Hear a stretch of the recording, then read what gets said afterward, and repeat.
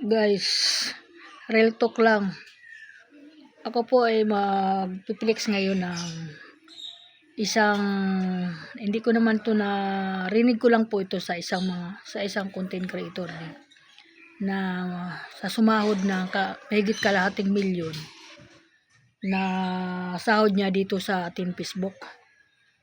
Guys, kung ako mang sasahod ng ganun, kung ano pong ugali ko ng unang-una na naghihikahos ako, na sumahod po ako ng kalahating milyon, hindi po mababago ang ugali ko. Mahirap siguro baguhin ang ugali ng ugali ko, na yun po yung pinagkaloob sa akin ng Panginoon. Mahirap na po yun kasi nasanay ka na sa ugali mo, na sanay na sa'yo yung tao Tapos bigla mo babaguhin dahil lang sa pera. Hindi po pwede yun. Sana po ay may nakarelate dito.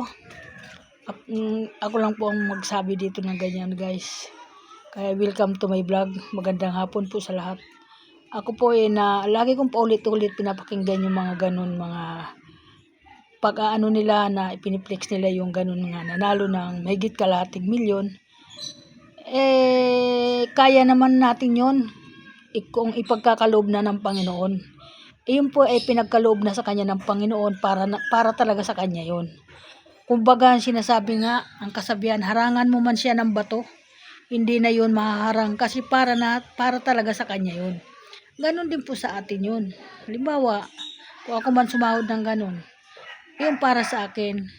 Mari nga, siguro pag ako man ng ganon, mamimigay din ako sa atin mga kapwang mahihirap na nangangailangan ng tulong. Iyon lang yung kailangan natin, na kailangan talaga bigyan natin ng tulong kahit papaano ay makakapagbigay tayo doon sa mga ganun halagang mahigit kalahating milyon, dahil hindi mo naman mauubos sa loob ng isang buwan. Magagastos yun kasi isang buwan mo lang naman yung sinahod na mahigit kalahating milyon, di ba guys?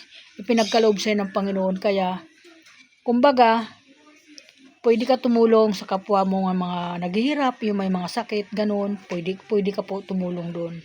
Dahil malay mo, sa pagtulong mong ganyan, sa pangalawa mong sahod na sumahod ka ng kalahating milyon at higitan pa po yun.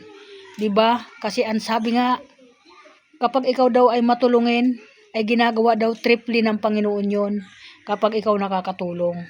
Ayan lang po, maraming salamat at magandang hapon po sa lahat. Welcome to my vlog. Magandang hapon po. Salamat po sa lahat mga guys. Ayan lang po. Thank you. Pasensya na po. Nagsalita po ako ng ganyan dyan kasi lagi ko po napapanood yun. Parang siguro hindi naman ganun siya. Mabait naman siya. Kaya hindi naman siguro mababago ang pagkatao niya dahil sa pera lang. Kasi yung pagkatao niya ay may kabaitan siya sa tingin ko lang. Yun lang po yung masasabi ko. Mabait po siya. Thank you so much. Bye-bye.